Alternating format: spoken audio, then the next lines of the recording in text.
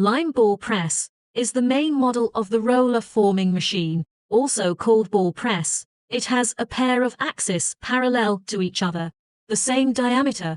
There is a certain gap between each other. Cylindrical wheel. There are many shape and size of the same, arranged regular hemisphere nest. Driven by the motor, the two wheels rotate at the same speed and in opposite directions.